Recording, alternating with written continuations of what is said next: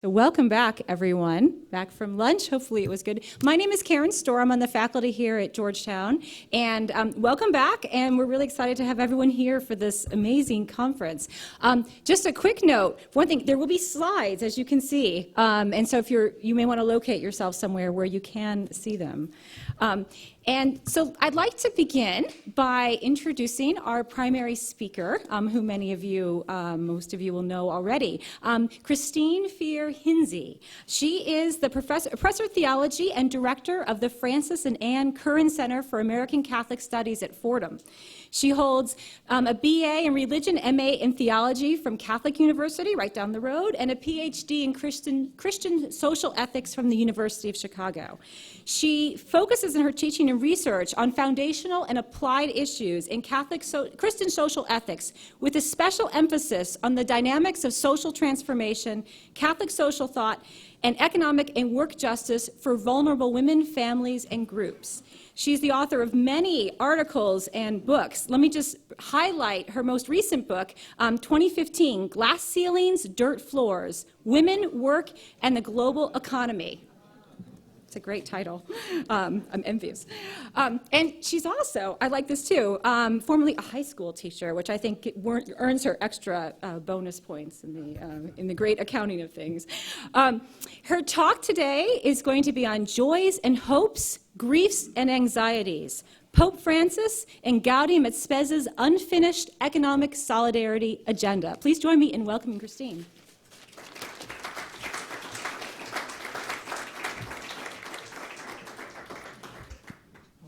So I don't need to direct myself toward this mic, right? Okay. Thank you so much, and thank you for being here. This is the sleepy time of the afternoon, and so I figured pictures would be a good idea. I'm very grateful to John Borelli and to the organizing committee and to the president and to Georgetown for inviting me to this wonderful conference. I said to someone last night, it's pretty sobering to realize that some of us here have been living long enough to actually remember when these documents came out, and here we are talking about them 50 years later. That must mean we're 50 years older, a little daunting. But what's also exciting is how fresh these documents are and how exciting, at least for me, how exhilarating it is to reread them and to hear these great papers that are very much showing us that the agenda is alive and well, and it's definitely unfinished. And so I'm happy to be able to contribute. So as we've talked about, and especially Father Scanone last night spoke about Gaudium et Spes, we know that in the Vatican II Council, Pope John wanted to open the windows of the church onto the modern world and to go into deeper engagement with contemporary realities or the signs of the times. And again, we've heard about this over the last day, that this was a new move. This was an embrace of the world situation that was deeper and more public and more theological than had been the case, even with previous Catholic social documents like the encyclicals and so forth. And Gaudium et Spes, the document we're focusing on here, sounds this theme of solidarity, what I want to talk to you about today, in its opening words. In particular, solidarity with the poor and the suffering. We all know this line: the joys, the hopes, the griefs, and the anguish, in this translation, of the people of our time, especially those who are poor, are the joys, the hopes, the griefs, and anguish of the followers of Christ.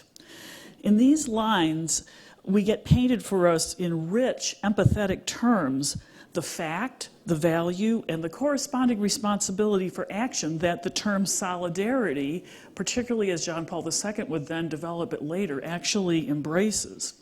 What's the fact? The fact is Christians are connected with our neighbors, and indeed the whole human race is connected.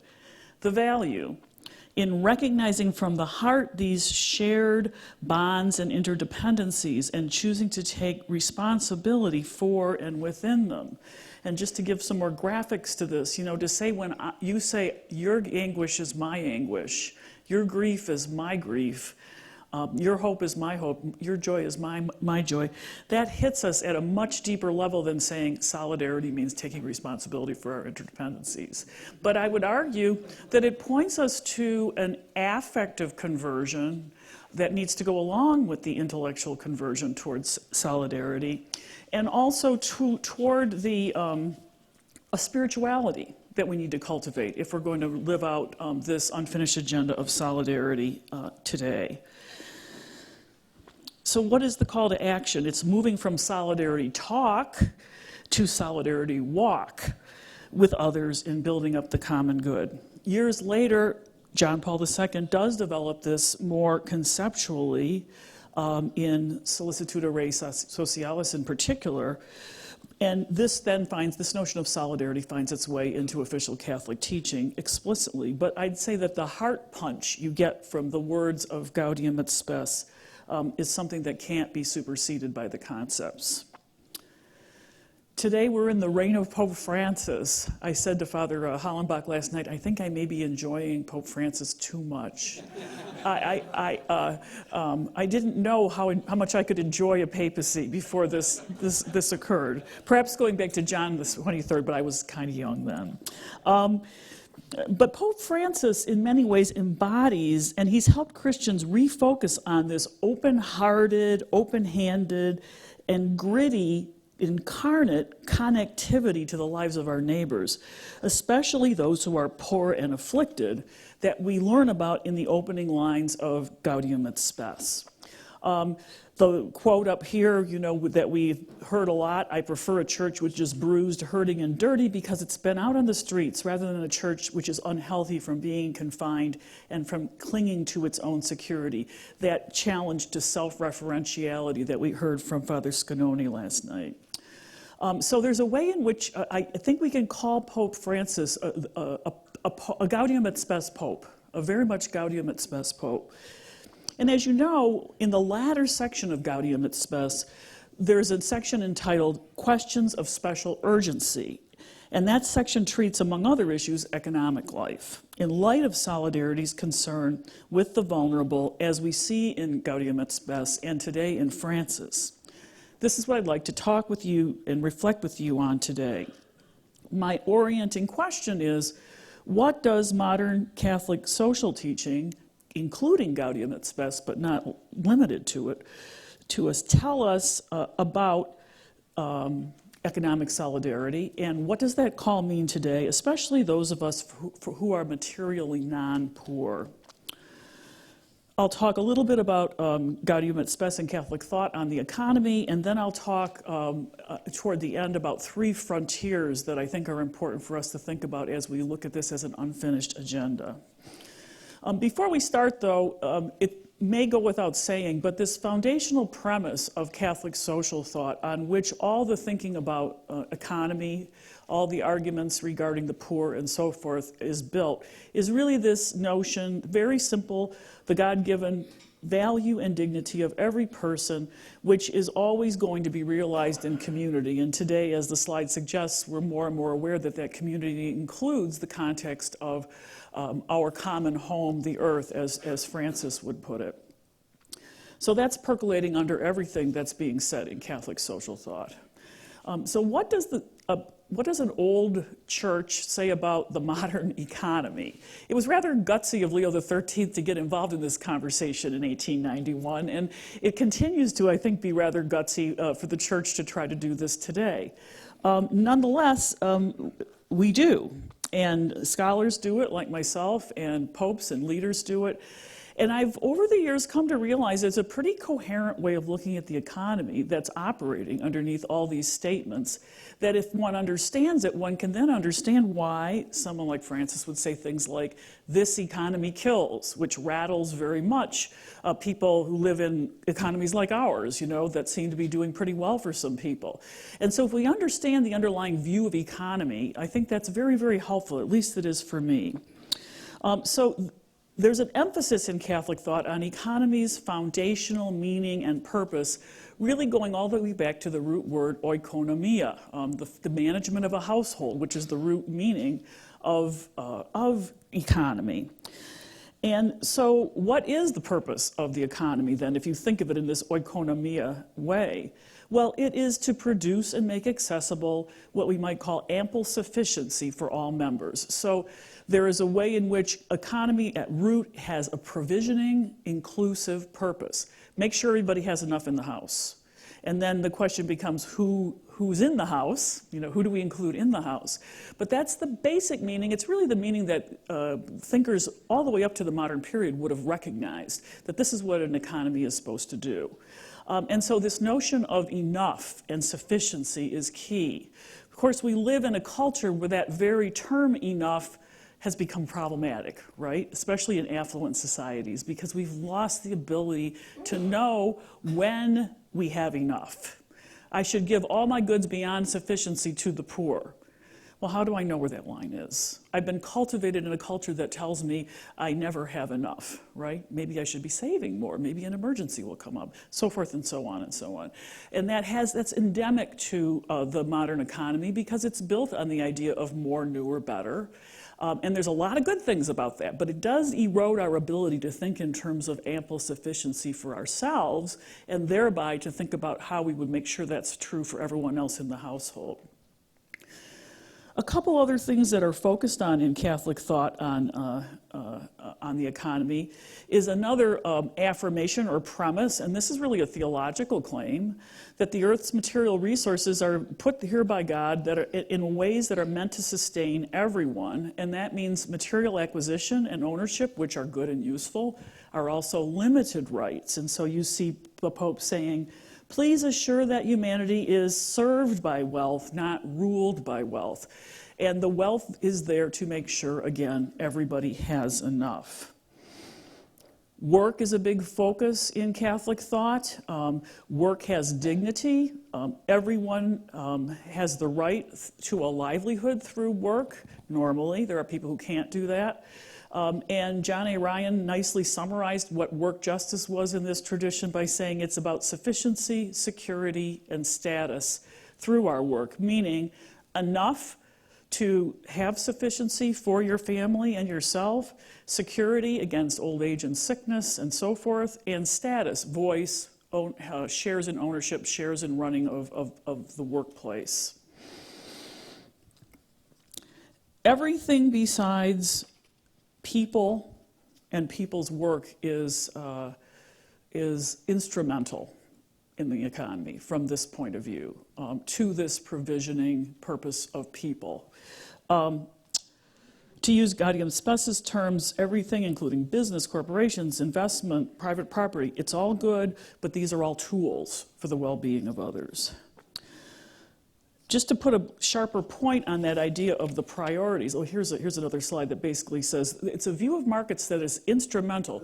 Again, not bad, good, but instrumental to the well-being of people, and we don't leave certain things to the mercy of the markets, including wages and work conditions, families and households, civil society, and workers' associations. All of those are not subjectable solely to market forces. They need to be protected in one way or shape or other. You see here an echo of the European corporatist, solidarist political economics that influenced Leo and Pius in particular, seeing that these groups need to be kept out of the free play of competition, at least to some extent. I put the monopoly board on there because in a way this approach does look at the competitive market as a board that you get on and you can play and you can compete and it's great, but there are certain things that you don't put into play on the board. Again, just to focus this notion of priorities a little bit more, there's a line from the Canadian bishops from 1983 on the economy that actually echoes something that David Hollenbach wrote in 1979 that gets at this more sharply. From the point of view of Catholic thought, and here's the quote, "The needs of the poor have priority over the wants of the rich. The rights of workers are more important than the maximization of profits, and the participation of marginalized groups has precedence over a system that excludes them." I find that sort of a challenging, sharp way of posing the way that a Catholic sensibility looks at the economy.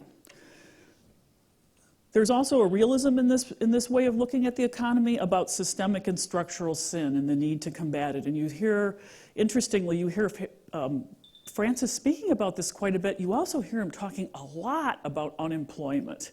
He really sees work as the channel to dignify living for people, and it's something that clearly he's encountered it in his experience, the lack of work, especially for the young, and he consistently talks about the 3 L's, as you were mentioning last night, Father, land, lodging, and labor, as basic to everybody's well-being, very much coming out of Catholic thought. So Francis himself has these really strong lines that he uses. We have created new idols. The worship of the golden calf of old has found a new and heartless image in the cult of money and the dictatorship of an economy that is faceless and lacking in any truly humane goal. That's really ferocious. And again, it's rattled a lot of people that he talks so strongly. But I would argue if you understand how a Catholic perspective sees what the economy is supposed to do, it is ferociously frustrating to see the reverse of those priorities in the way many parts of our economy run today, because it's not including, it's not provisioning for people. Why does the economy kill? Well, if there are people who are left out and don't have sustenance, the economy is killing. So it helps for me understand where he's coming from. So how do we combat these structures of sin that are so endemic and entrenched and difficult and much bigger than any one of us? Here we have in the tradition this notion, and this comes from John Paul II, that solidarity is the antidote to structures of sin. By joining in solidarity with others, we are able to combat sinful structures, or common bads, if you want to call them that, and build the common good. This notion that institutions will be infected by sin, by greed, and particularly greed and the thirst for power, John Paul II says, and the patterns that result. Practicing solidarity, again, this is John Paul, means serving the common good, and this then allows us to acknowledge our intertwining with one another, to take up responsibility for those connections, and do what we can in our circumstances to make these interdependencies just and life-giving. When we do that, we begin to become part of the forces that undo versus continue to build or simply be complicit in these dynamic negative structures. And I know I've been reading that at Georgetown right now, the students are working on a campaign concerning, I believe, athletic gear and athletic wear and sweatshops that reflects exactly this action of solidarity, to say, how do you start being part of the solution and undoing these patterns rather than just acquiescing to them? Francis, in Laudato Si, gives very basic, everyday examples in that last chapter about how we in our everyday lives can practice solidarity and become part of the solution, as well as the larger policies. And going back to spirituality, I think the small actions that we're called to do that seem so not very big and not very effective are also, in his view, ways of us getting practice in the kind of asceticism we need to be able to have in order to be truly in solidarity with our neighbors and with the earth. Another way to put this is that solidarity, whether it's human or Christian, and the strong emphasis here is on the fact that it isn't just Christians who can have solidarity, is the solvent that can unstick entrenched patterns and systems of greed, sloth, violence, and despair.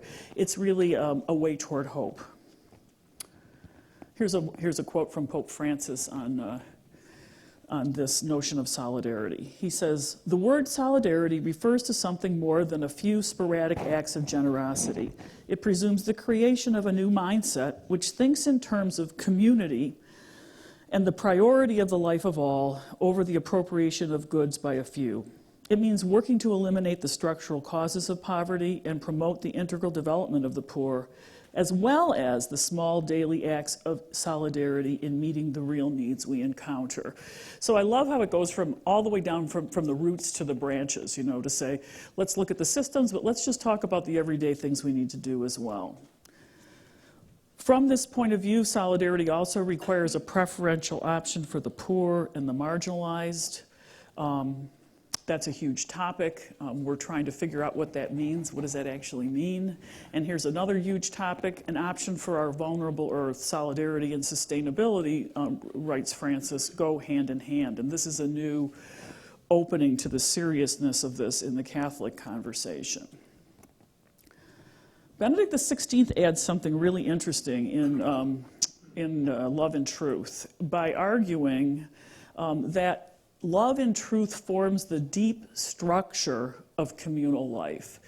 And going back to this morning's conversation, this isn't love that's corralled by one particular religious group or one particular community or nation and so forth. This is a faithful belief that truth is something that can be grasped in many ways, diverse articulations and so forth, by all human beings, and similarly with love.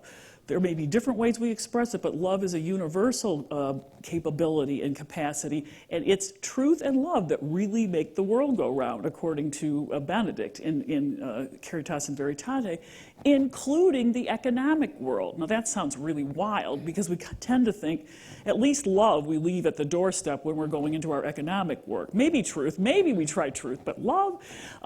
But as you know from that document, he talks about ways in which we do rely on not sentimental love, but the care for others, the solidarity with others, as well as truth in making an economic system work. And furthermore, there are ways in which we could do it even more. So this notion of solidarity reorders economic priorities, just to sum up. So if we think of mainstream economic thought and sort of the way we're encouraged to think and act when we go to business school or we're trained to work in the marketplace and so forth, there's a focus on abstract, atomized homo economicus. There's a focus on competition for individual gain, efficiency, profit growth, the desire for more, better, and newer, markets well-being, individual wealth and property. Our legal system emphasizes these things, as well as our culture of business and so forth. But this view says those are not bad, but they're less important than the right side, which I would argue is a focus on embodied interrelatedness, interrelated, if you will, homo solidaritas, a different way of looking at the person in economy who collaborates for inclusive provision, who looks for sufficiency and sustainability, not just growth and profit, who instead of always more looks for enough, or some scholars are calling it satisficing today, a way that we don't have to continually grow. We can talk about the idea of being enough. Household's well-being, relational household, and common health and well-being. So if you were to turn this slide on its head clockwise, that's the way we tend to run business as usual, and this way of looking at the economy says you need to turn it the other way. The left side serves the right side. Okay. So now, 3 frontiers for advancing economic solidarity. There's a way in which I'm just talking about plain old solidarity today, but there is such an economic dimension to it, and there is such a need for us to focus on the complexity of what it would really mean to live up to the economic dimensions that's why I'm making the focus particularly on that. The first one, properly valuing what scholars today are calling the care economy. Gender, and this brings in the issue of gender. Gender, as Professor Casanova underlined last night, is not only an unfinished agenda of Vatican II, it is in many, many ways an unbegun agenda in the Catholic Church. This morning, Professor Borelli spoke of questions asked and answered, questions asked but not answered, and questions not asked.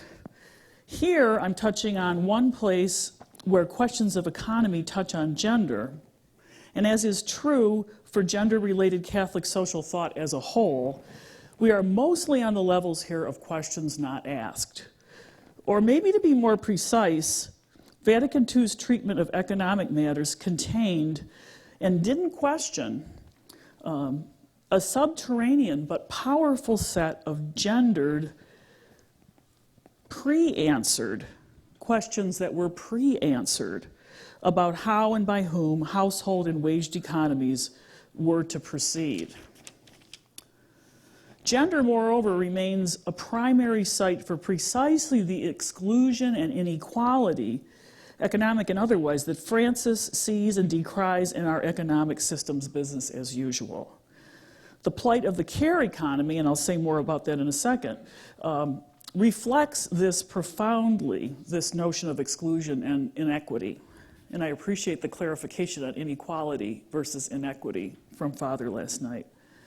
But as in other areas of Catholic thought focusing on gender, an inheritance of unquestioned, pre-answered questions that are built into the paradigm of the way church leadership and many of our documents constrict both the teaching's ability to adequately frame or to effectively address the exclusion and inequality that women, especially poor women, and their families experience in this as well as in many other areas. So back to the care economy in particular. This crucial frontier has to do with the relationship between the market waged economy and a huge unpaid and, again, subtly but really feminized many times, care economy of household, family, and civil society. Care work, which may be paid or unpaid, has to do with all the activities that keep life going, to put a broad point on it. Particularly those things that have to do with our bodily dependencies and our bodily needs. Most of these, for most of us, are met at home, but we also do purchasing on the marketplace of things like food and clothing and so forth and so on. But in particular, the kinds of work that either are or reflect the sorts of things that go on in households, emotional work, physical work, relational work that keeps life going. There's a great need to bridge and heal the relationship right now between these two economies. Catholic teaching on the right to decent livelihood, this notion of what work should give us, frames the wage economy as serving and supporting the care economy of family and households. Disputes about the patriarchal gendering of this arrangement. So in other words, Leo was for the family living wage, as was Pius. And he thought of that as the male breadwinner and the female homemaker and so forth. So there's a gender element to this idea of the living wage that feminists in the 70s and 80s hated so much that they didn't want to talk about living wages, although that's changed. Disputes about the gendering of this arrangement, shouldn't distract us from a key fact, which is a great contribution from Catholic thought, and it's this. In Catholic teaching, the right to a family living wage states that the full-time wage work of one adult per household should be able to support, maybe if necessary in combination with some social policies and so forth, both the wage earner and the full-time presence of another adult caring for the household. So there's a recognition of the care economy in that way of thinking of things, that we need someone to take care of that home care economy. Although it gets cloaked over sometimes by the gendered part of it, there's a definite advocacy for the care economy implicit there. Just a couple more pictures. As I said a few minutes ago, time-bound, embodied, relational, necessary. It's not the kind of work you can put off for next month or when school is out for the summer and so forth. It's the kind of stuff that has to be done every day. It's needed. Notice I have both men and women showing you doing this here, but still in all, globally, the studies show that the CEOs and subsidizers of the huge economically undervalued care economy are women, by all different counts. At the bottom here, this chart is showing you the difference between men and women's work in the home hour-wise across the world.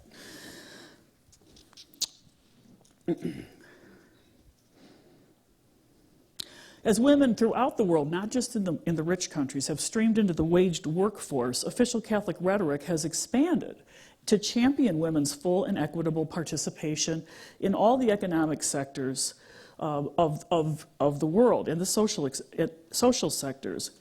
insisting that participating in economy and society, the wage sector, ought not require women to give up their duties and their unique role in the caring economy of the household, especially as mothers of young children.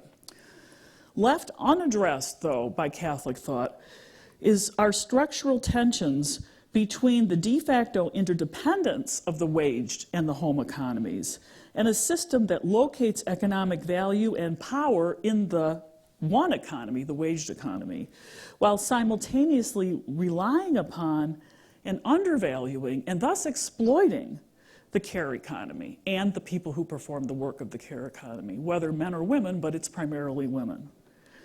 Under current arrangements, women's typically heavier responsibility in the unpaid workforce also limit their ability to perform in the way our business culture frames work as what Joan Williams calls ideal workers, meaning you show up to work, your needs are taken care of, you don't have any relational issues to worry about, you're just there as a monad, right? And you pretend like you have no other things in mind but just to do that job. Women have a harder time doing that, or those who are involved in the care economy, I should say, have a harder time doing that. If you're a son taking care of your demented father, for example, you have a harder time acting like an ideal worker, and you will be penalized for that in the way we tend to do business as usual now. The mix of, when it comes to Catholic social thought, however, the mix of equal rights talk, we get a lot of talk post-Vatican II of equal rights for women, and equal participation, and at the same time, a gender theory that focuses on difference and gender complementarity. So you get this mixture of talk from Gaudium et Spes to Francis, reflects this tension without resolving it, leaving the systemic injustice of the status quo that I just described concealed for the most part and in place. Throughout all this, the most vulnerable people in terms of the care economy and the kind of exploitation I'm talking about are poor working women and their children throughout the world. Family work tensions receive press in countries like ours. We were just talking about Anne-Marie Slaughter, who had the big article in The Atlantic. She has a new book out called Unfinished Business, where she has discovered this literature of the care economy, and she's putting it forward to a broader audience. But their impact on families in poor countries and communities is more severe, even life-threatening at times. Jennifer Baer, for example, talks about women caregivers in very poor situations as living in situations of chronic peril, P-E-R-I-L, chronically knowing that you don't have the resources to deal with anything that goes wrong because you are at the edge of your abilities every single day. You may not be able to pay to feed your children and so forth and so on. That there's a chronic situation that people in the care economy are living with every day and desperately trying to respond to. So given the pressing need to rectify the, quote, mismatch between workplace rules and family duties, that's Jody Hyman, MD, who's done great work on this, Hyman, I should say, for all workers, especially more vulnerable workers, economic solidarity demands that Catholics and our neighbors join to build specific strategies to make sure that employees can earn a living and continue to fulfill family duties, and that the care economy gets the value and support it needs. Equity for men and women and the proper social valuation of unpaid care work will be approached most effectively by not acknowledging that, this is my view at least, by not framing it as women's work in the home, but instead by acknowledging that because everyone is vulnerable, needy, and dependent in our bodies, the work and caring attaching to that fact is the province of all, it's the concern of the common good, and everyone needs to take responsibility for systems that honor it and take care of it. Frontier number 2. These will be a little shorter. Solidarity and responses to risk, economic, ecological, social, political. People around the globe are increasingly connected today, and we heard that is said in the very documents we're talking about, these interconnections, by various forms of risk, economic, political, and so forth. And as Pope Francis focuses on ecological in particular, Simultaneously, we face crises caused by failures to properly understand or respond or manage these shared risks. Homo economicus seeks to maximize his own security and minimize his own risks. If you Google risk, and particularly risk in economy, there's all these charts that pop up. Anybody who's studied business knows this, about vulnerability and exposure and the laws and so forth. Like a lot of business is about managing risk, right? If you put ecology in risk, there's a whole science of understanding and managing ecological risk. So we're always trying to manage these risks. But from the Homo economicus perspective or the non-solidary perspective, we're going to do that either through force, overwhelming force. We have terrorists, we're going to squash them with our overwhelming force, or by moving the risks elsewhere, frequently to less powerful people in less powerful locales.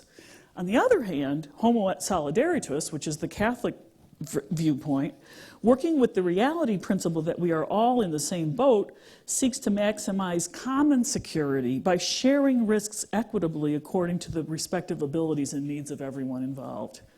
How do financial, business, and so forth, political practices and policies created on the basis of solidarity, how would they perceive and measure and manage risk? Our Catholic institutions, the one I teach in and this one, how do we approach risk? Do we do it any differently than our neighbors that wouldn't be subscribing to Catholic social thought? Since responses to risk are intimately connected with fear, because they're about being scared, threats, how might a spirituality that discovers its security in the God of the 23rd Psalm contribute perhaps to a different ethic and approach to risk management, all the way from our personal lives to our social lives? Would such a spirituality enable or even impel the currently affluent, like me, to grasp my security a little more lightly? Now, Reinhold Niebuhr would come in here, if he were here, and say, well, that's easier to do on the individual level than it is when you're in charge of an institution, because you have to cover the flank of that institution. You can't just be letting go of your security, because of some cockamamie idea regarding Psalm 23. But I wonder about that. And by the way, Psalm 23 is so economic if you start to look at it that way. The Lord is my shepherd, I shall not want. He walks me by water that I need. It's ecological too. He lets me have a beautiful banquet and so forth and so on. I have enough. That's why it's so consoling. Don't worry, you have enough. What if we started our actual economic lives with that as the basis? That's an unfinished agenda. Third frontier, walking solidarity talk individually and communally. How do we decrease the gaps between a Catholic rhetoric of solidarity, and we're good at rhetoric, teachers, scholars, popes, we're good at talking, and solidarity's radical, specific, and yet very everyday demands? Benedict and Francis follow John Paul II and Paul VI in underscoring that solidarity is a fact and a virtue, but concerning the costs and sacrifices solidarity inevitably is going to entail, especially for the advantaged. Official teaching, at least until recently, has pretty much been mute. Overall, the tradition has failed to speak honestly about either the radicality of the changes in the status quo that solidarity really implies, big change, or the price that intentional solidarity is going to exact from those who undertake it. In Populorum Progressio, Paul VI made a brief mention saying that individuals and nations in better circumstances may need to curtail their lifestyles and comforts to undertake what Jacques Maritain has called the sufferings due to solidarity. But this didn't get taken up in the wake of that statement. This official reticence combines with the consumer culture that so affects us, formative message that discomfort or suffering are evils to be assiduously avoided.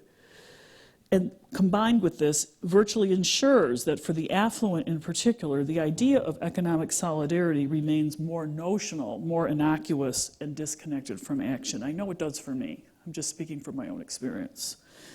But Pope Francis seems to be forging new paths in precisely this area in his speeches, his travels, his teaching, his symbolic lifestyle choices and habits, and perhaps especially in his new environmental encyclical, where the final chapter calls for an ecological conversion. And I do think this spirituality of solidarity involves conversion to a lifestyle of less is more, and lays out specific habits that are needed, specific actions.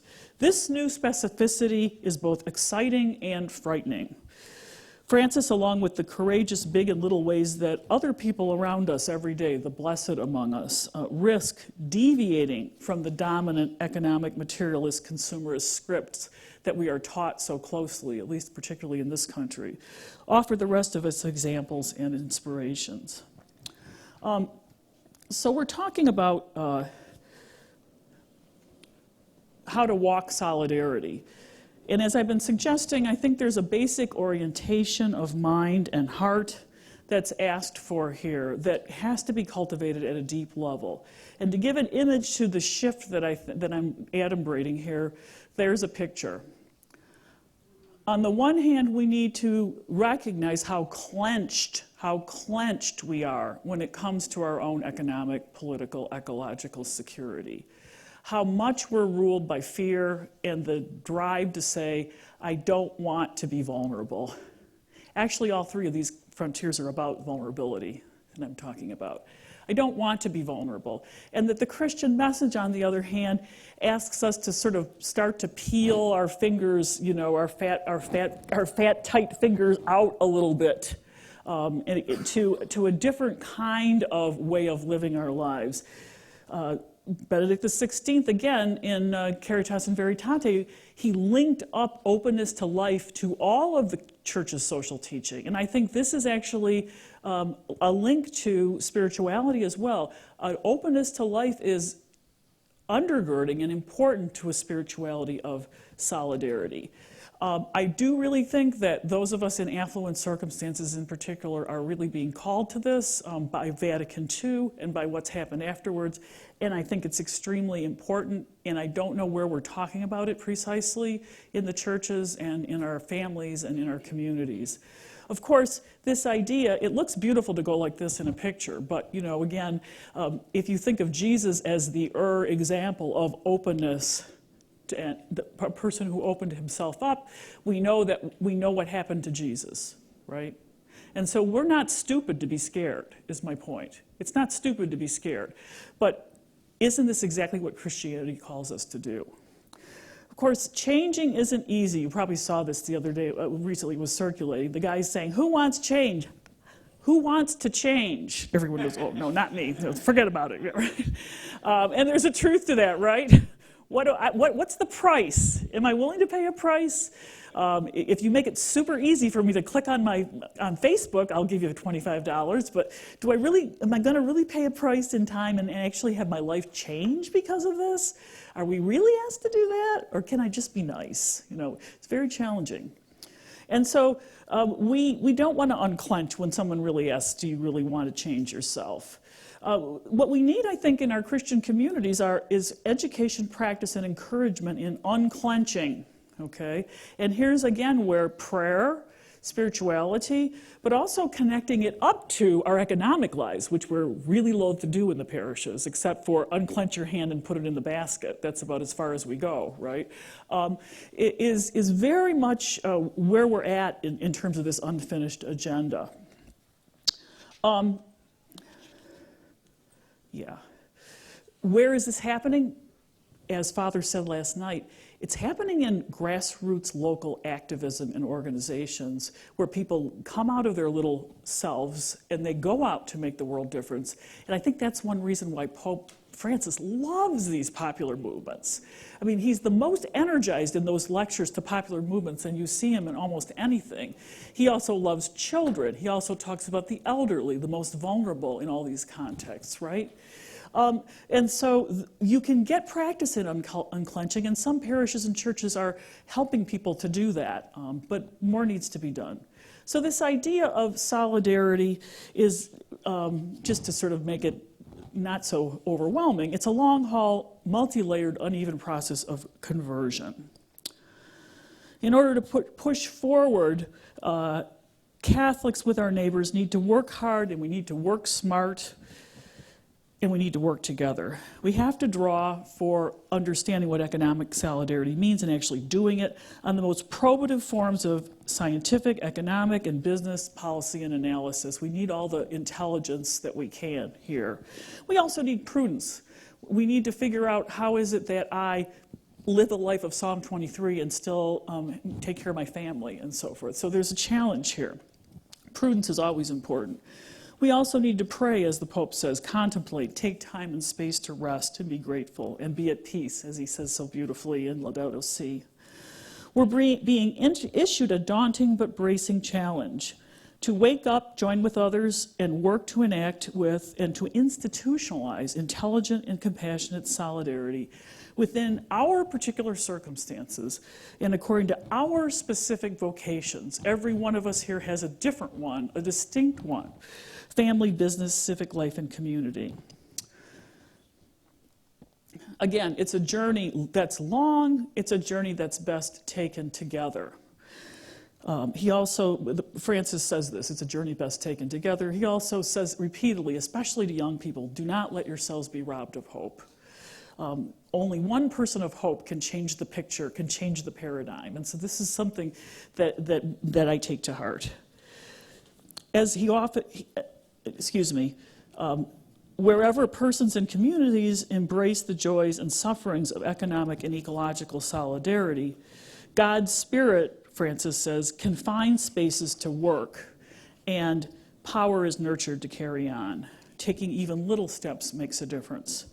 Propelled by conversion's renewable energies, we and our neighbors can have the power to ply the urgent work before us, to construct economies that will sustain ourselves and our families, our brothers and our sisters, present and future, and our planetary home.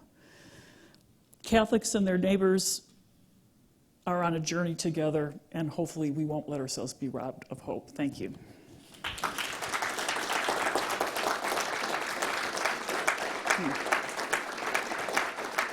I'll just leave that there.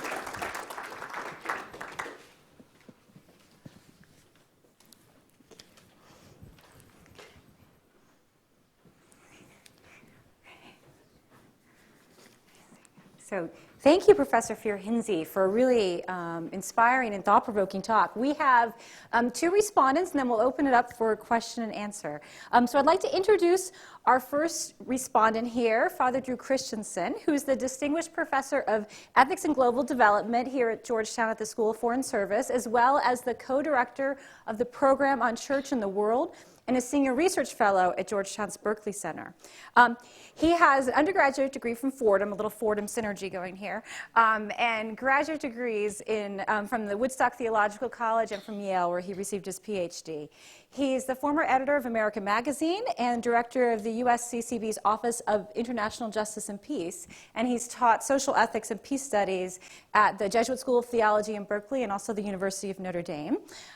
He's very active in ecumenical and interfaith affairs and has been a member of dialogues between Catholic and Jewish dialogue, Catholic United Methodist, and Catholic Mennonite dialogue as well, and is interested in peace-building issues too. So, Drew.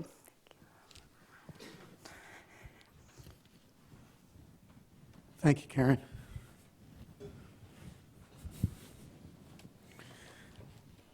And thank you, Chris. It's always good to be with you. Chris and I have worked together off and on over the years, and she always brings tremendous energy and insight to what she does, and I'm really honored to be able to respond to her today. I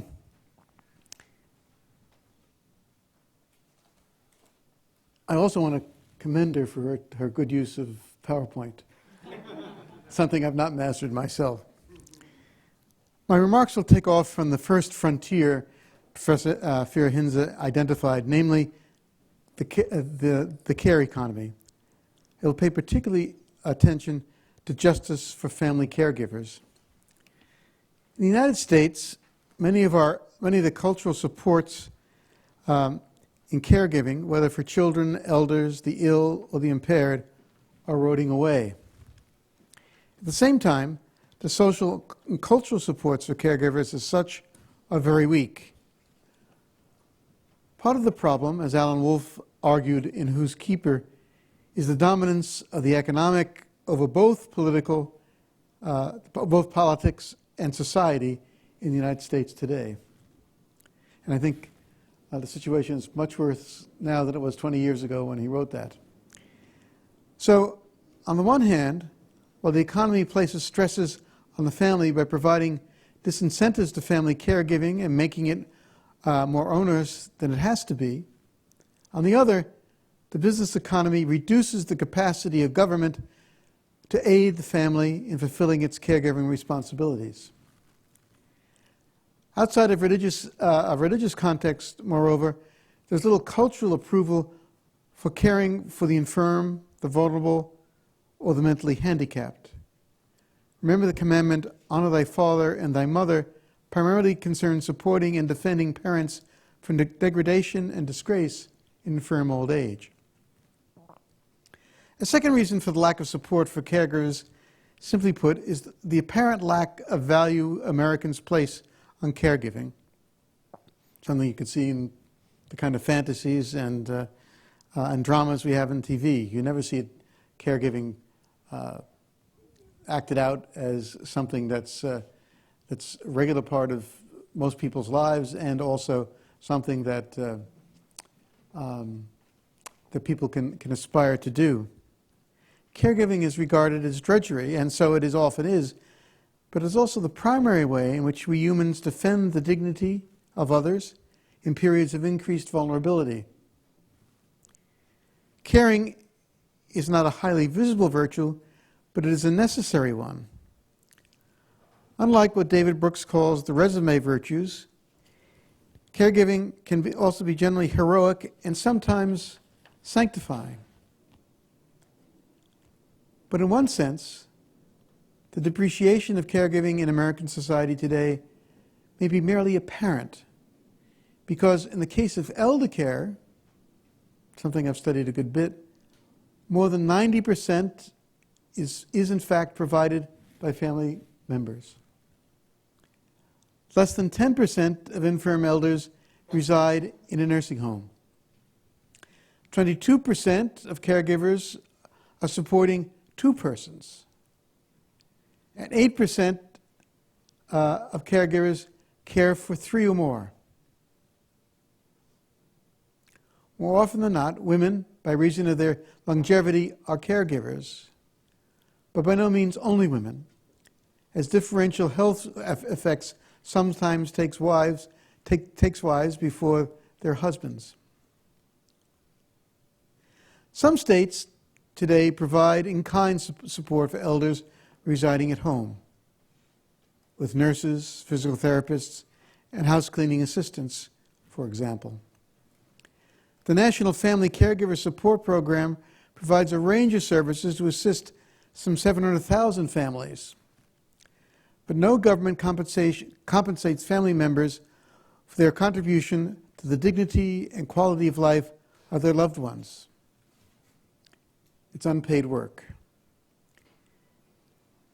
Paid home companions, moreover, are officially exempted from the minimum wage laws. That is, the people you hire, like a nanny for grandma, can be paid under the minimum wage as a matter of course.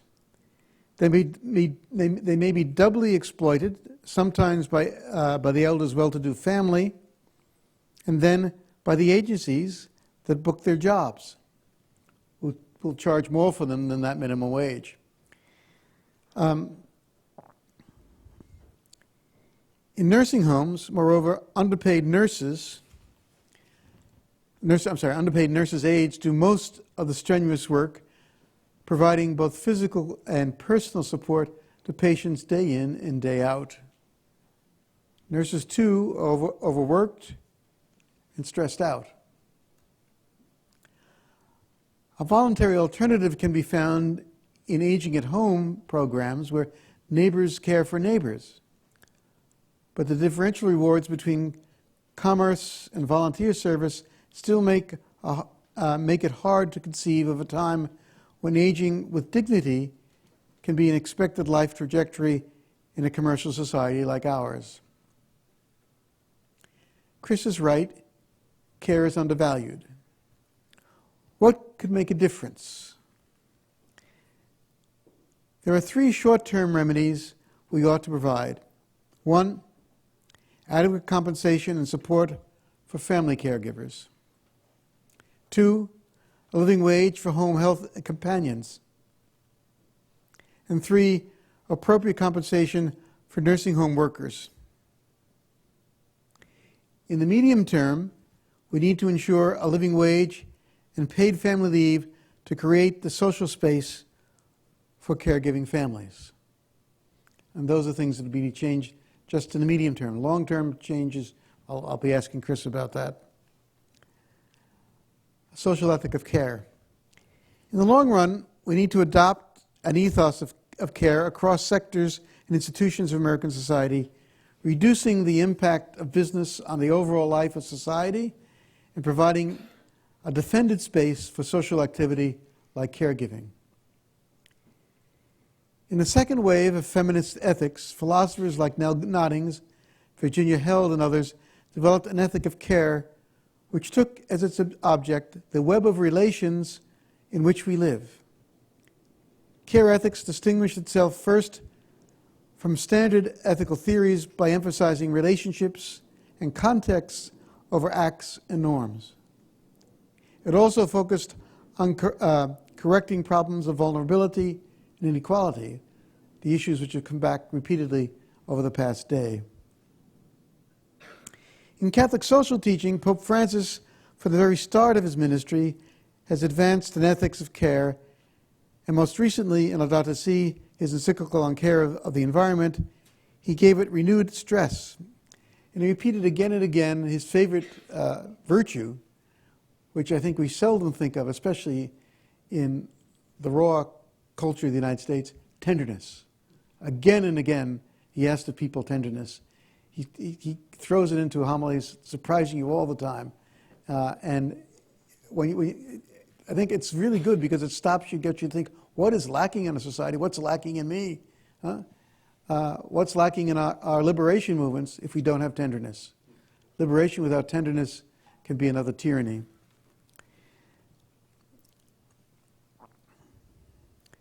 But the ethics of care, he puts the person and God's creatures first.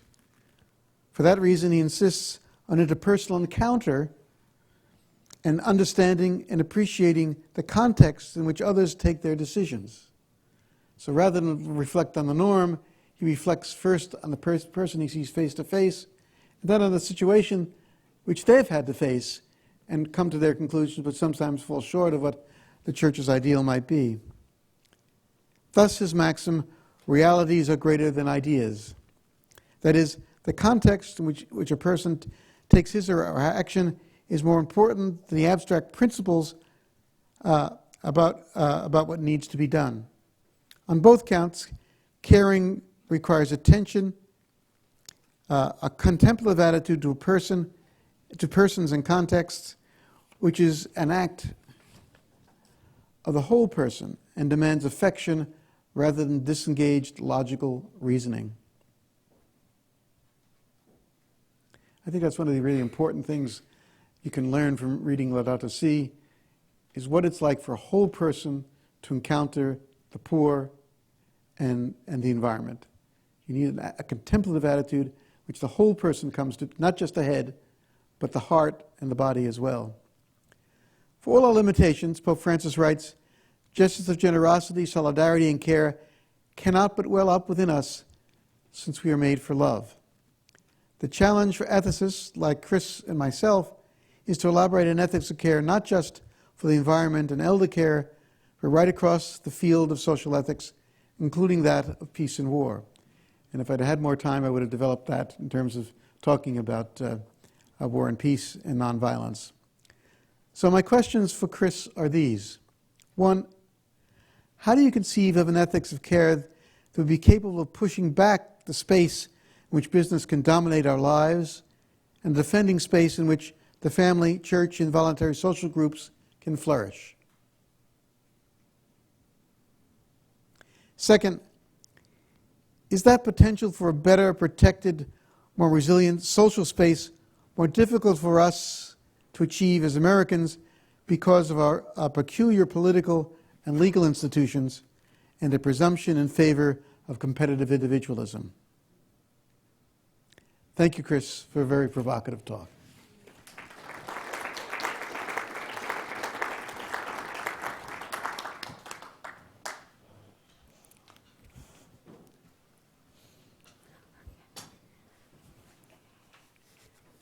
Thank you, Drew.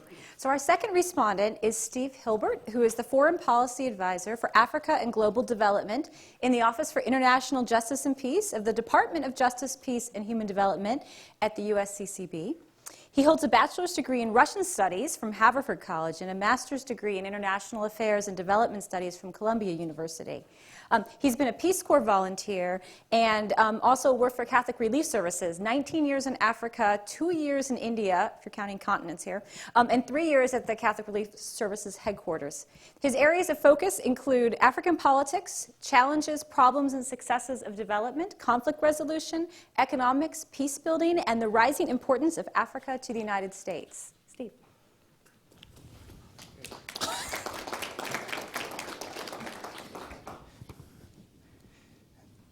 Don't applaud yet. I haven't said anything yet. Thank you very much. First of all, a word of thanks to John and to Georgetown University for holding this. This is a great way to memorialize and to remember what all these documents mean to us. But an even larger word of thanks for thinking to include Africa in the agenda, in the discussions here. I think it reflects what I've always believed, and a lot of us believe the focus on Africa is that as we look at the documents of Vatican II, especially in terms of solidarity, that Africa will probably be the bellwether, will be one of the main indicators for whether we, living in the developed world, the wealthy countries of the world, are really homo solidaritus, or whether we are more of the genius that's not quite evolved as homo, which is homo economicus. These are difficult words, those things. So what I want to do is to focus on the three frontiers that Chris laid out to us, and give you and dress them, if you'd like, in African clothes.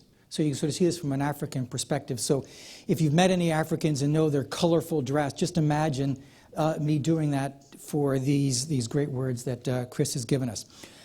So the first frontier was the wage economy versus the care economy. Now, what I want to focus on is the economy that's in the rural world of Africa, not so much the urban world, which is the lifestyle is much closer to the lifestyle that we live here.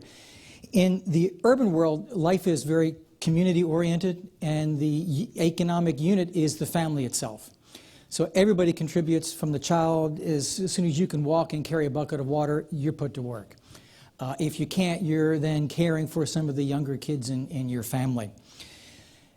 But all of that care in very patriarchal societies falls on girls and women. And in that kind of economy, the cash is scarce, so schooling is a luxury. Oftentimes, it's not something that you can afford to do, and so you ration it out. As an example, in a poor country like Burkina Faso, only 31% of poor rural children actually go to school, even less for girls. In West Africa in general, for every 100 boys who go to primary school, only 90 girls are sent. In secondary school, 77 girls for 100 boys go to school. In the higher levels of school, those schools are often away from the village, and so the children have to live far away from their homes, and girls don't go because parents don't want to send them away from home. It's also expensive. School fees are high. So finally, and the other criteria, or the other factor, is girls are married off very early, and so their school years could be cut off. What this results in is 64% of girls are literate compared to about 75.5% of boys. Now that's just literacy. That doesn't make you at all employable. So not only do you have in rural Africa problems of underpayment or undervaluation of people in the care economy, again, girls and women, but you also have the phenomenon that there is a huge loss of human potential. The dignity and the potential of these girls and these women is not reached because they don't get the schooling that they need. Another disparity that affects the care economy versus the wage economy, in particular girls, or women in this case, is access and ownership to land in Africa. In these very traditional patriarchal land tenure societies, men are given priority to access to land or ownership over land.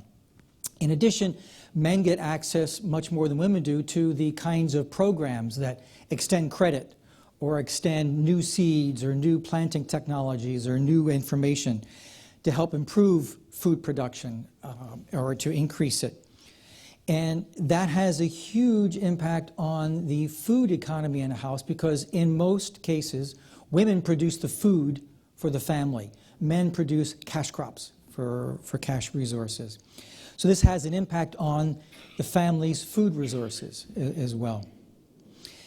The last point in terms of the effect of women and children is on the non-income aspects of life.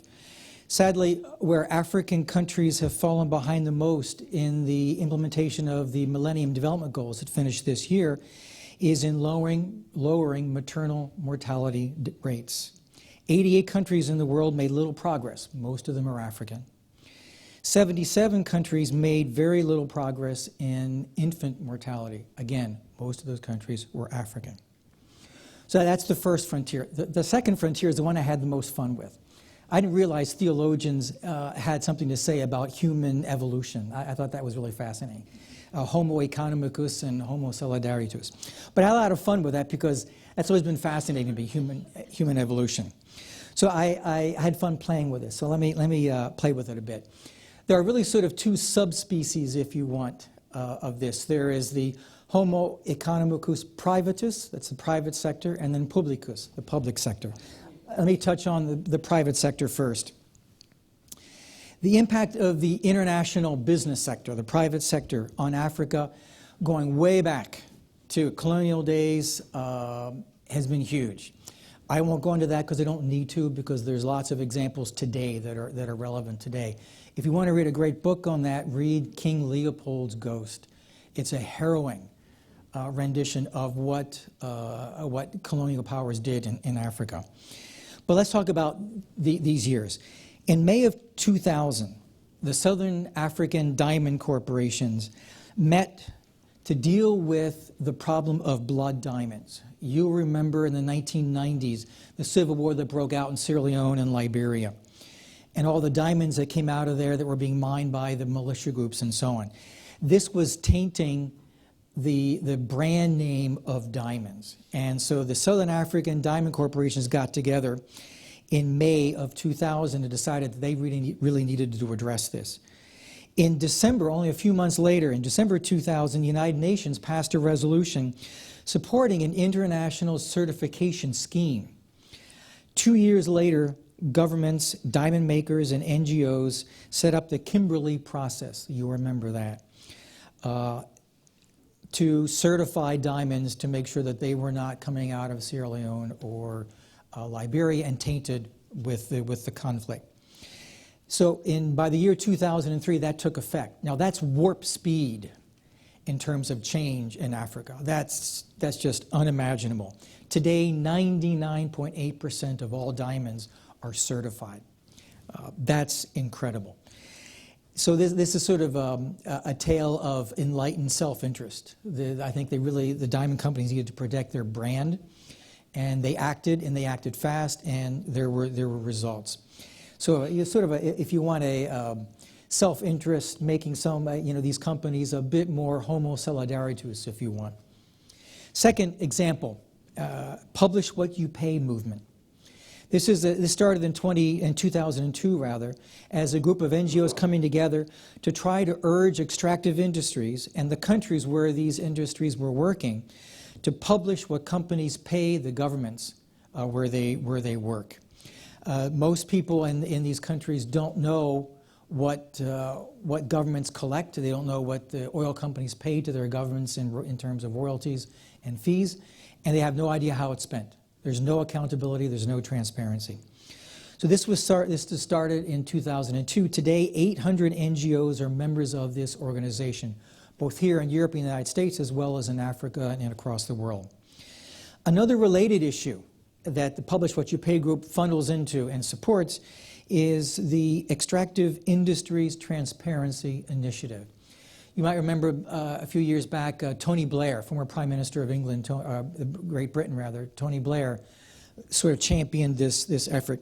And that was an effort to get the companies as well as the countries to make these payments transparent. And their strategy was to have governments pass laws that would require this information to be made public.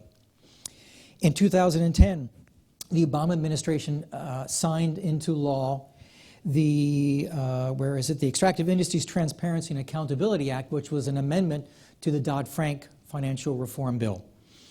And that required the same thing, that these companies that are registered in the SEC would report what they pay to foreign governments for the minerals and oil that they extract. 2013, 3 years later, the European Union passed a very similar law requiring European extractive companies to publish what they pay under these guidelines. The ultimate goal is to empower people in low-income countries to demand full transparency and accountability regarding extractive income so that they can then follow it and see how that money is invested in their country. Again, slow evolutionary progress. There's a lot to be done in that realm, but it's a very, very good start. Third example is what came out of the Democratic Republic of the Congo. You all have read about the war and the fighting in the eastern part of the Congo. 5 million people, the most since World War II in terms of people killed. One of the phenomenon that I'm sure you remember is all the militia groups that exist. There's a number of them, as well as the army itself, the formal army of the Congo, were managing mines and using the sale from these mines to finance their activities.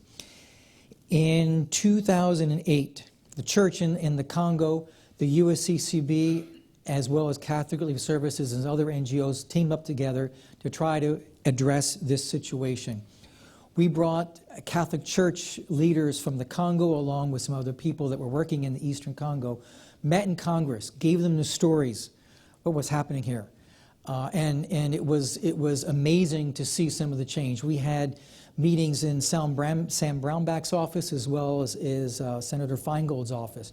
Two very different politicians coming from very different realms of the spectrum coming together on this bill. It was very amazing to see. The goal of the bill that we ended up passing and was also added on to the Dodd-Frank bill was to require corporations that are registered with the SEC to ensure that the minerals that go into our cell phones, our laptops, our iPods and so on, that companies ensure that the minerals that they use are not coming from the Congo and are not fueling the fighting that's going on there. So after 2 years of work there, that bill was passed in 2010. Today, many of the electronics corporations have been dragged sometimes, kicking and screaming. Sometimes Intel has just made some very good progress in meeting these goals. However, it's not over yet. 2 times since that bill was passed, a House subcommittee held hearings to try to either repeal or dilute the language in this legislation. Twice, the president of the Congolese Bishops' Conference came once and then issued a statement that was filed for the record to that subcommittee to defend the stipulations in that bill. In fact, next coming Tuesday, that same committee is going to hold a 3rd hearing on the same thing, trying to get that to be repealed. Now they get to the public sector.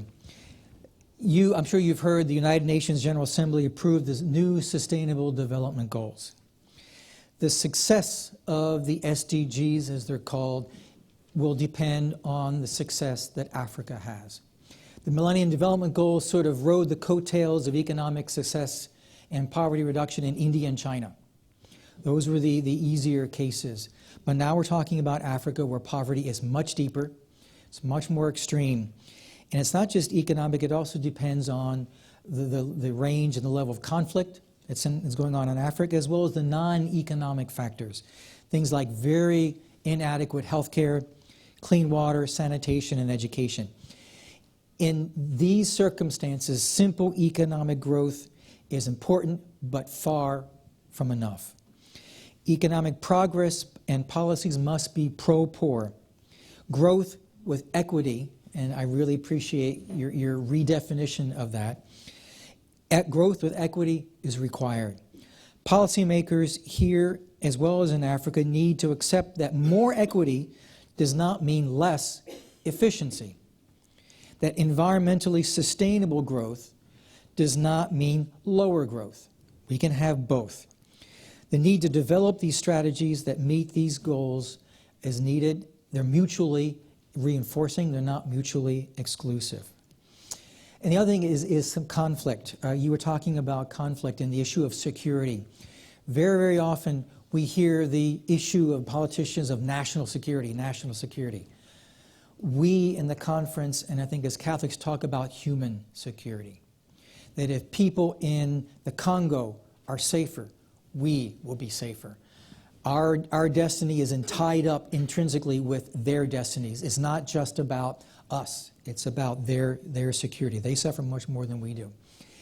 The last frontier is your efforts to talk about your initial take was the costs, and what is this going to look like, and what is it going to require of us. This made me think a little bit about the image of the promissory note that Martin Luther King talked about. So this is sort of the promissory note of solidarity, if you would like. Let me sort of offer two examples or possibilities where the definition of this promissory note is becoming clearer. The first one, the nature and meaning of solidarity, not just its costs, has had an impact on the United States and Europe over the last few years regarding immigration. A few months back, or more than that possibly, the image of the 50,000 children that crossed the border, the unaccompanied children, that just grabbed people's attention. In Europe, you multiply that by I don't know how many. That's grabbed the world's attention. This is beginning to define what solidarity needs to look like. These are people coming from Afghanistan, Iraq, Syria, and Africa. So for us, the question is solidarity expressed in terms of keeping Syrians just on the other side of the Syrian border in refugee camps, or does it mean accepting them into Europe and North America? Many Syrians have decided they can't wait. They've decided what kind of solidarity they want, and they're voting with their feet. And for Africa, you see lots of the same things happening from places like Eritrea and Somalia. Just yesterday, the European Union announced the creation of a $1.9 billion emergency trust fund for Africa, designed to address the root causes of mass economic migration, or what they call irregular migrants. And they're trying to address the push factors by trying to address poverty and violence, by creating jobs and reducing or eliminating conflict. In exchange, however, for this, the EU wants African leaders to sign a 5-point action plan to readmit more irregular migrants sent back from Europe and then clamp down on the smugglers. So this is a quid pro quo here. Europe will offer an expanded but still very limited legal channel for migration. So far, of the $1.9 billion that they would like to get in this, they've only got about $82.5 million. So we'll see how that plays itself out.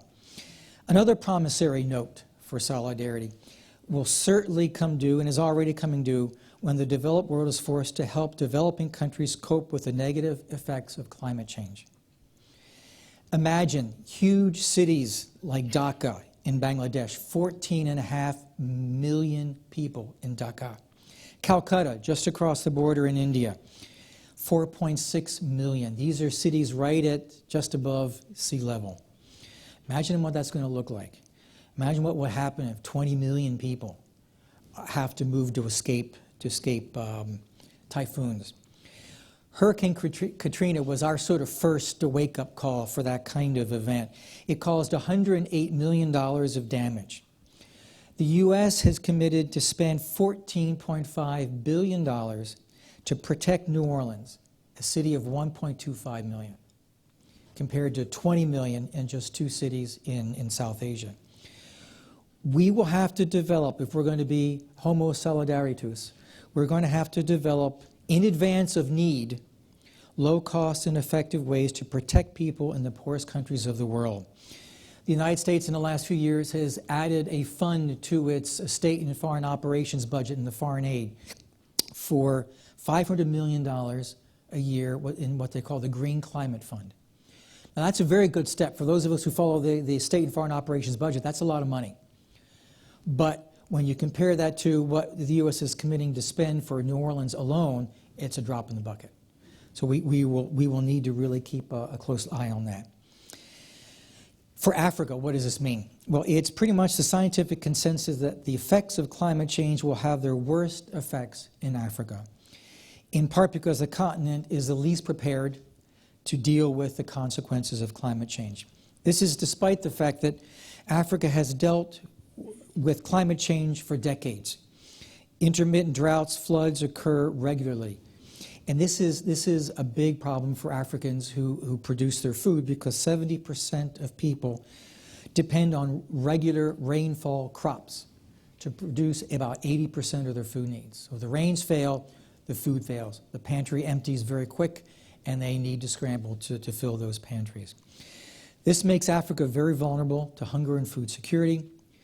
And the UN predicts that Africa could lose up to 2/3 of its arable land to deserts by the year 2025. That's just around the corner. That's shocking for me, having lived in Africa all these years. That's you were talking about frightening, Professor. That's frightening. We will have to be there for them if people are going to survive. If we evolve into homo solidaritus, we will acknowledge that our future and human dignity, our future and our human dignity, is tied up inextricably with the future and the dignity of the developing world. We will identify and prepare for the inevitable solidarity challenges, those inevitable solidarity promissory notes. If we remain as economicus, those who need our solidarity for their survival will come knocking on our doors, promissory note in hand. We need to be ready, and we need to do it, not in terms of, oh, this is an emergency, but in terms of your and our dignity, just like you were saying, are tied together, and we're going to do this together in advance. So, but let me end on a positive note. I've been asked to talk about Africa and what this means on Africa, but I always end my speeches on Africa with a sort of a positive shout out, because all the news that you hear and all the reports you see on the TV are almost always negative. Africa is making lots and lots of progress. It is inspiring when I've lived and worked in Africa to go to some of the places where you look around and you go, how do you do it? How do you get up in the morning? How do you deal with the circumstances of an environment that is being destroyed around you? How do you do this? And they're inspiring people, the way they work. And going there and working there this is inspiring work. So the Homo Solidaritus will learn the value and the joy. Talk about the joy of the Gospels. Living this out has been joyful. It's been some of the greatest experiences of my life. And this is something that we all need to learn here in the developing world. So long live Homo Solidaritus. Thank you very much.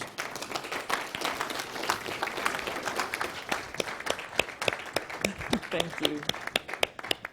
About 10 minutes left for questions. I know that Chris has plenty to say about all these, but she's actually, that we go straight to Q&A rather than having a response. I imagine there's microphones, yes, coming up here too. So please speak into the microphone so we can record you for posterity. I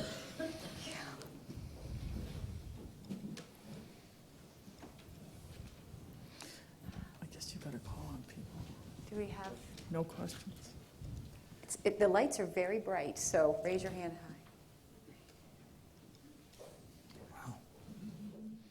If, Okay.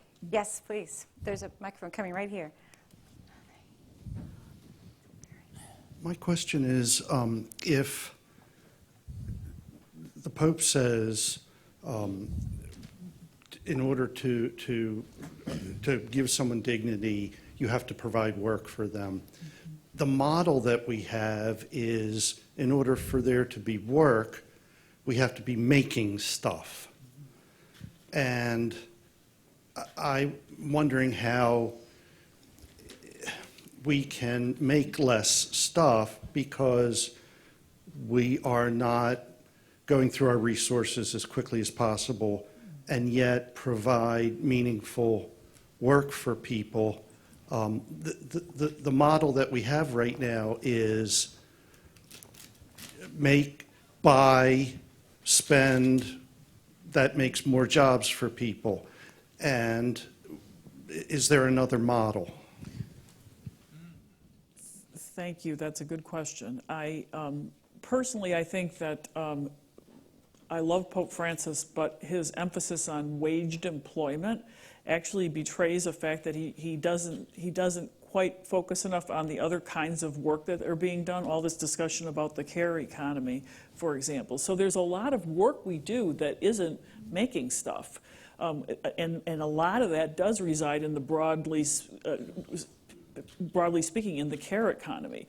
So if I'm teaching little kids, if I'm taking care of the elderly, if I'm helping with even food preparation, that sort of thing, and so forth. So there's a lot of work that's out there that's good work that is not making stuff.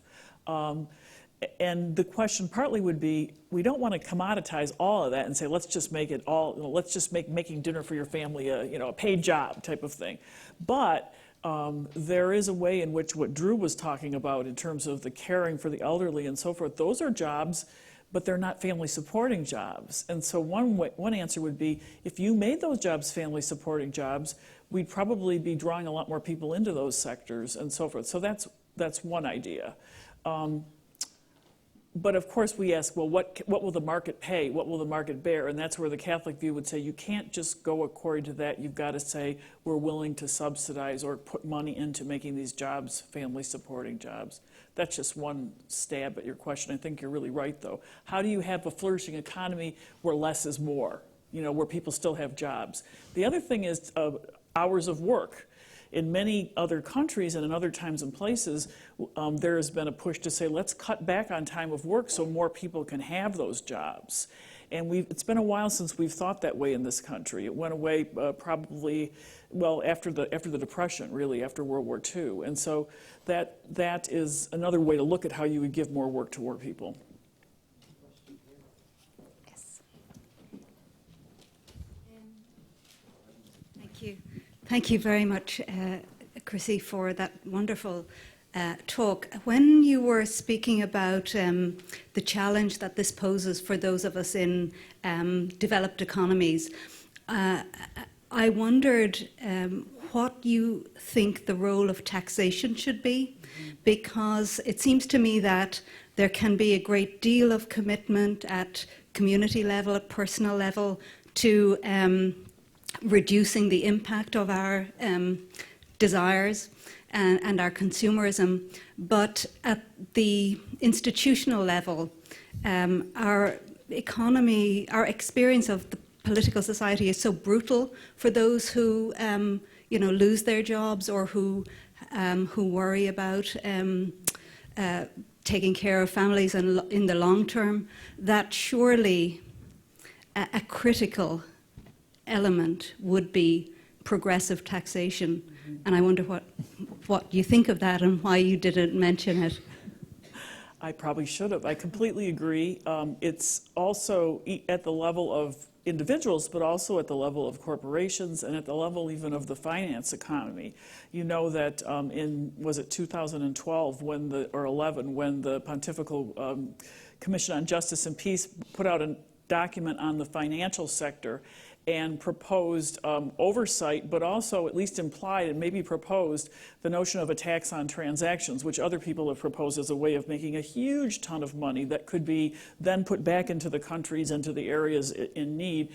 Of course, that did not get a good response from the financial world. Similarly, taxes don't get good responses in this country, at least, right? But I actually think as Catholics we should be saying we're for taxes, and if they're used properly, right? So in the election season, you know, you get all these calls where people are calling you at home, and I remember being in Milwaukee and people incessantly calling you know, they're going to raise your taxes, and we finally got them to stop calling by saying, we love taxes. We think taxes are great, which was a very strange response for them to get, you know. We're Catholic. We think taxes are great. And so that's a flip answer. But of course it has to be done intelligently and prudently. But yes, because as much as I would want to, I can't take care of the person in Northeast right now that's hungry. But through my government, through my taxes, I can help take care of the person, or in Africa for that matter. And so, yes. We think we have one more question, right, and then we'll. Hi, Walt Grazer, formerly with the Catholic Bishops' Conference and teaching now at Georgetown. In Laudato Si, of course, the Pope calls for richer countries having less in order for poorer countries to come up. I'm wondering, in terms of the changes, how much effort should go into like trying to change the rules, which are very difficult, and how much will go into building a new economy kind of from the bottom up, as people are starting to experiment even in this country with more cooperatives and new ways of doing business. Younger people don't want to work the 9 to 5 hours. In other words, how much will come, you think, as a result of encouraging those types of movements as opposed to, let's call it, railing against Wall Street and trying to change the rules there? I think that links very much to discussions we've had earlier in the day about how does interreligious dialogue take place? How does discussion about freedom of religion actually take place? And where are the sources of authority and change? And I do agree that it's at the ground level that these higher level changes end up getting prepared for, because you start to change the way that people can imagine what's possible. And those groups on the ground often work in obscurity for years, and experiments are tried and failed. But there are people like the New Economy people, Juliet Shore, others who are talking about this on a more scholarly level, about the fact that we need to start on the ground. You're right, we can't just wait for the rules to change. One of the interesting difficulties with Occupy Wall Street, for example, two things. One was, some tried, but there wasn't a thought-out effort to say, how do we maintain a grassroots continued movement for trying different things when we finally get kicked out of Zagati Park, right? And also, Occupy Wall Street brought down a lot of rage from, I'd call it, the lower middle working class. There was a lot of rage against the so-called, intellectual lefty college kids, white affluent kids, who had the time to sit in Zagati Park rather than just work every day to make ends meet. And the lack of that coalition, going back to how you change, the ability to bring together, what in the 80s we called the hard hats, the sort of working class people and the people who sit here in places like here like us who think about this, into a commonly shared agenda for change is one of the big problems. And so if you work at the grassroots in a pluralistic way, you start to meet people, ideally in your parish even, who are across those class divides. Oh, yeah. Oh, there's lots of alternative models. I mean, there's groups like CRS and so on are coming up with all kinds of creative ways of doing all kinds of things. One that pops in my head was, remember the Haiti earthquake? Mm-hmm. One of the biggest problems in the very beginning was moving all the rubble so people could rebuild. And then some really clever people figured out, well, no, this is the same materials we need to rebuild. So they came up with machines to crush all this stuff and to remake it into cement and they brought in the sand to then build with what they already had in place, as opposed to shipping out what was crumbled and bringing in new stuff. I mean, just very simple, extremely innovative, creative ways of doing very simple things are all over the place. So it's great to end on a hopeful note. So please join me in thanking our panelists. Thank you.